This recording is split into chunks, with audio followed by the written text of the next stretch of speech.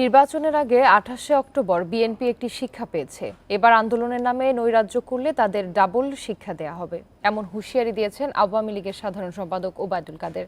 শুক্রবার দলের যৌথ সভায় তিনি বলেন, আন্দোলন ও নির্বাচন ঠেকাতে ব্যর্থ হয়ে বিএনপি আবারও বিশৃঙ্খলা ও সন্ত্রাস সৃষ্টির পায়তারা করছে।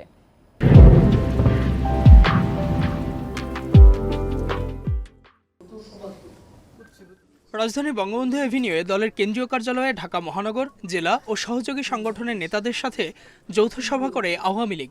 এতে দলের প্রতিষ্ঠাবার্ষিকী ও সভাপতি শেখ হাসিনার স্বদেশ প্রত্যাবর্তন নিয়ে কর্মসূচি চূড়ান্ত করা হয়। কর্মসূচি প্রণয়ন করবেন। যৌথ সভায় দলের সাধারণ সম্পাদক ওবায়দুল কাদের বলেন, জাতীয় নির্বাচনের আগে আন্দোলনের নামে বিএনপির নৈরাজ্য ও সন্ত্রাস জনগণ দেখেছে। গণতান্ত্রিক প্রক্রিয়া ব্যাহত করতেই বিএনপি রাজনৈতিক কর্মসূচি দেয় বলে অভিযোগ করেন তিনি। বিএনপি আন্দোলনের নামে বিশৃঙ্খলা ও সন্ত্রাস সৃষ্টির পায়তারা করছে।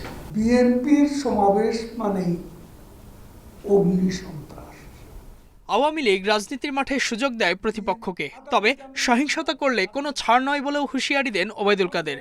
নৈরাজ্য করবে, একবার তো একটা শিক্ষা পেয়েছে, এবার ডাবল শিক্ষা হচ্ছে। আমরা সর্বাত্মকভাবে প্রস্তুত আছি। সন্ত্রাস, অগ্নি সন্ত্রাস, নৈরাজ্য মোকাবিলা আমরা ঐক্যবদ্ধ আছি। আমাদের সর্বশক্তি নিয়োগ করে আমরা লড়ব। সরকারকে ভারত টিকিয়ে রাখছে। বিএনপি নেতাদের এমন অভিযোগের জবাবে ওবায়দুল কাদের বলেন, ভারতের দয়ায় নয়, নিজেদের শক্তিতে ক্ষমতায় টিকে আছে আওয়ামী লীগ। আমাদের শক্তিতে, সামর্থ্যের উপর ভর করে আছে। Ijazur Rahman, independent news, Dhaka.